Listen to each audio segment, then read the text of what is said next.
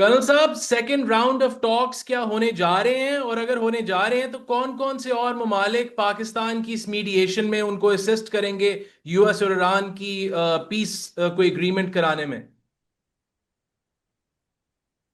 ये जो जैन भाई, बहुत शुक्रिया कि आपने मुझे अपने साथ दावत दी है प्रोग्राम में। सेकंड राउंड जो है वो it is likely to start, maybe शायद इतवार को ही शुरू हो जाए, जिसमें काफ़ी सारी चीज़ों के ऊपर इनका एग्रीमेंट हो चुका है।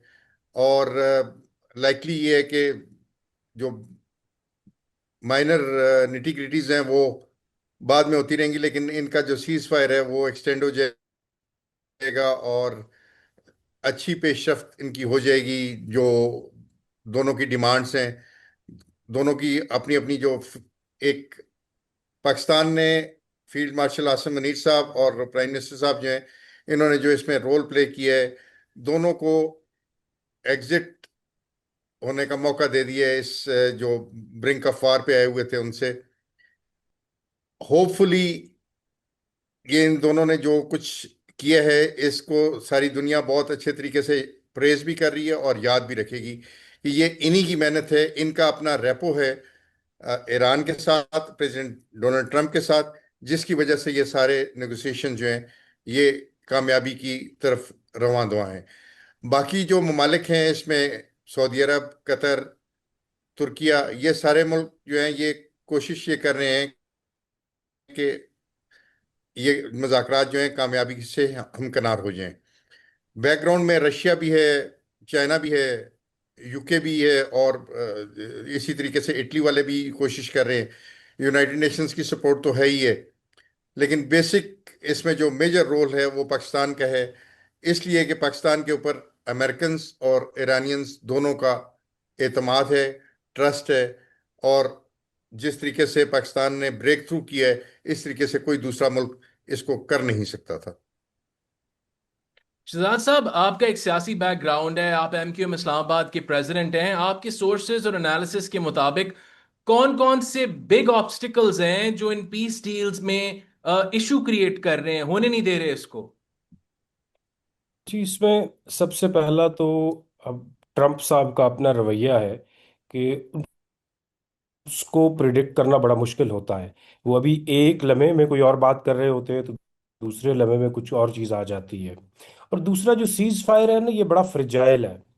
ख़ास तौर पे अगर इसके साथ अटैच किया जाए लेबनान में सीज फायर को, तो लेबनान में इसराइल का इंटरेस्ट उस वक्त तक रहेगा जब तक हिजबुल्लाह वहाँ बिल्कुल बहुत ज़्यादा वीक नहीं हो जाता। तो ये सीज फायर बहुत बड़ा फ्रेजाइल है।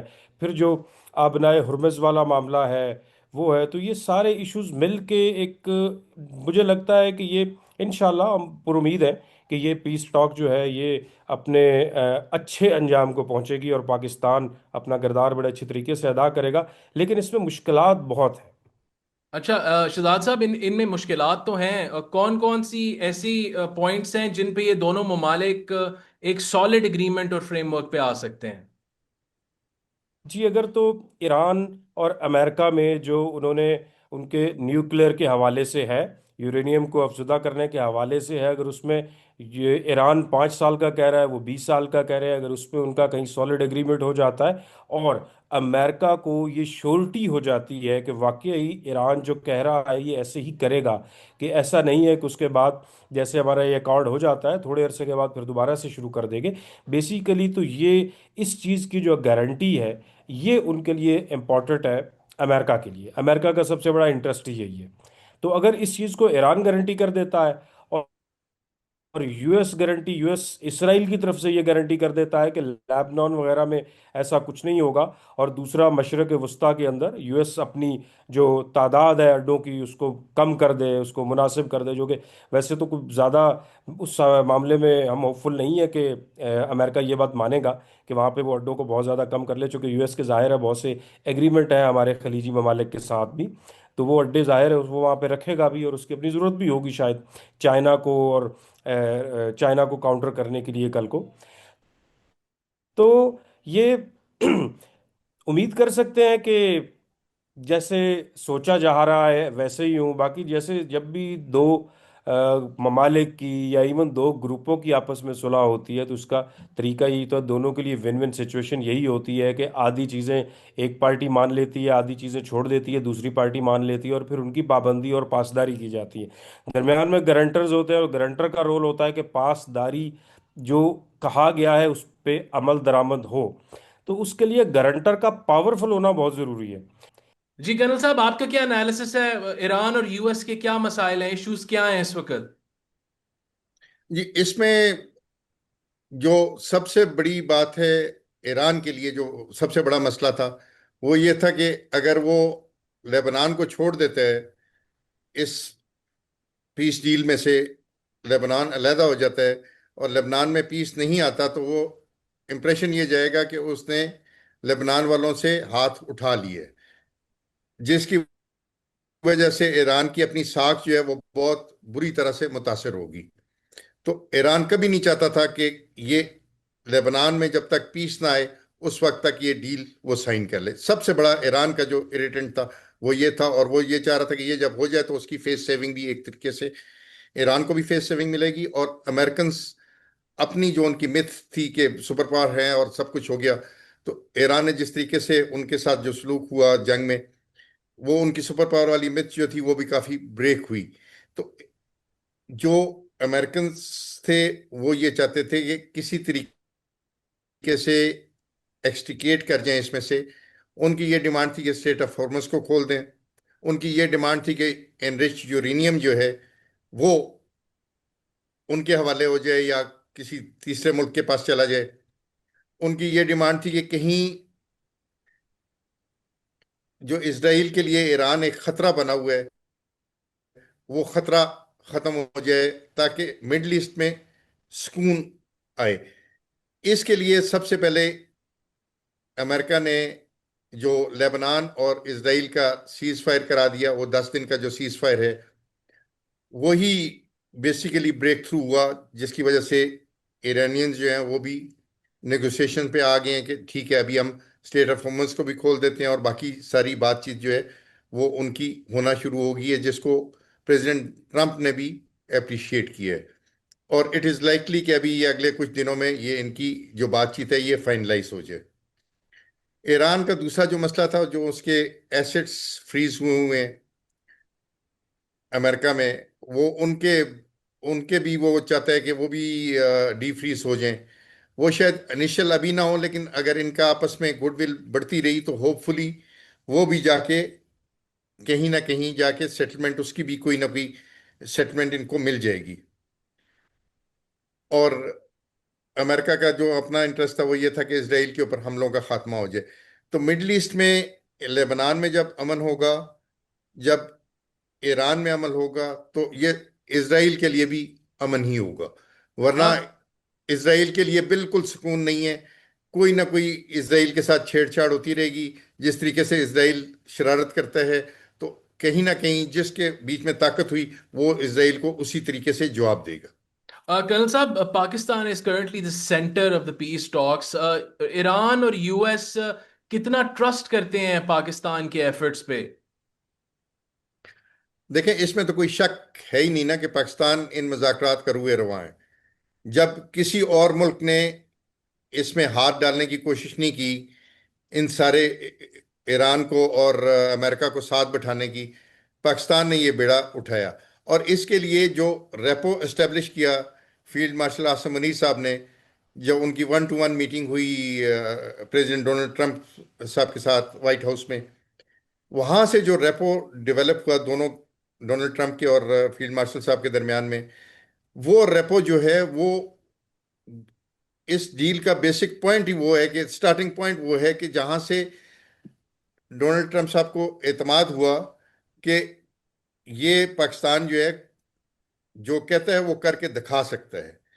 और फिर जिस तरीके से पाकिस्तान ने डील किया इंडिया के साथ, जब इंडिया ने पाकिस्तान के साथ जंग की, तो जिस तरीके से मुंह तोड़ जवाब दिया फील्ड मार्शल आसिम मुनीर साहब की क़यादत में, तो उनको उनका जो ट्रस्ट है पाकिस्तान के ऊपर, पाकिस्तान की हुकूमत के ऊपर, वजीर आजम के ऊपर और फील्ड मार्शल आसिम मुनीर साहब के ऊपर, वो इस सारे जो मुज़ाकरात हैं इसका सेंटर ऑफ ग्रेविटी है। क्योंकि पर्सनल रेपो जब तक ना हो, कोई भी डील बंदा नहीं करा सकता। क्योंकि उसको या एक तरफ से तफसात होते हैं, एक पार्टी को अमेरिकन को होंगे या ईरानियंस को होंगे। लेकिन पाकिस्तान ऐसा वाहिद मुल्क है। अभी देखें, पाकिस्तान के जो वजीर आजम हैं वो एक मुल्क में जाते हैं बातचीत करने के लिए, और जो हमारे फील्ड मार्शल साहब हैं वो ईरान में जा रहे हैं, वहां पे उनसे बातचीत कर रहे हैं। तो इस तरीके से हमने किया कि हमने इस जंग को कंटेन भी किया, इस जंग को हमने मिडल ईस्ट में फैलने भी नहीं दिया, जिसकी वजह से ईरानियन और जो अमेरिकन है ये हमारे बहुत ज़्यादा मोतरफ हैं। और उनको, और प्रेसिडेंट ट्रंप ने तो कह दिया है कि ये डील अगर होनी है तो पाकिस्तान ने ये ब्रेक थ्रू किया है, पाकिस्तान के थ्रू ही होगी। हमें बहुत सारे दूसरे मुल्कों ने ऑफर की हुई है, लेकिन हम ये चाहते हैं कि ये डील हम पाकिस्तान के थ्रू करें। और ये भी उन्होंने कहा है कि मैं, अगर ये डील साइन होने जा रही है जल्दी, इस वीकेंड पे या वीकेंड के बाद साइन होने जा रही है, तो मैं, हो सकता है कि मैं पाकिस्तान भी आऊं। शहजाद साहब, आपका एक पॉलिटिकल बैकग्राउंड है, आप थोड़ा सा हमें बताएं कि अगर ये डील हो जाती है, पीस डील, तो इसका पाकिस्तान की इकोनॉमी पे क्या असरात होंगे और क्या महंगाई कम होने का आपको लग रहा है? जी देखिए, महंगाई अल्टीमेटली कम ज़रूर होगी, लेकिन वो इम्पैक्ट आते आते टाइम लगेगा। मुझे लगता है कि ये जो 2026 ये साल है, इस साल के एंड तक उसका इम्पैक्ट आएगा। क्योंकि उसकी वजह ये है कि जैसे हमने कतर से हम गैस मंगवाते हैं, तो वहाँ पे प्लांट अभी बंद पड़ा हुआ है, और फिर ये प्लांट अभी रिपेयर होगा। अच्छा, फिर इन प्लांट्स में जो इक्विपमेंट या जो पुर्जा जात लगाए जाते हैं, ये स्पेशलाइज तैयार किए जाते हैं। मतलब ऐसा नहीं है कि मार्केट में रेडी चीज़ होती है आप उठा के लगा लें। तो इनको प्लांट को ऑपरेशनल होने में टाइम लगेगा। तो इन सारी चीज़ों का अल्टीमेटली जो असर है वो हमारे ऊपर पड़ेगा। इसी तरह फ्यूल का है, हमारे कितने बिजली घर फ्यूल पे चल रहे हैं। उसके अलावा सारी, एक और जाहिर है, डीजल बहुत इंपॉर्टेंट है हमारे लिए। हमारी सारी जितनी भी नकलो हरकत है वो उसी पे होती है। तो आपका हर चीज़ की कॉस्ट उस वजह से बढ़ी हुई है, तो इसका भी फायदा होगा। दूसरा, हम उस जंग के अंदर हमें सबसे बड़ा बेनिफिट ये है इस सीज फायर या इस सुलह में, कि हमारा एग्रीमेंट है सऊदी अरेबिया के साथ। तो अगर सऊदी अरेबिया पे कहीं भी कोई हमला होता है, कोई भी प्रॉब्लम होती है, तो पाकिस्तान वहाँ पे होगा, क्योंकि पाकिस्तान का एग्रीमेंट है। और अगर ये जंग फैलती है, खलीजी ममालिक तक फैलती है, सऊदी अरब तक अगर जाती है, तो हम अल्टीमेटली इस जंग के अंदर एक पार्टी बन जाते हैं। तो हम खुद इसके सबसे बड़े बेनिफिशरी हैं अगर ये ख़त्म हो जाती है जंग।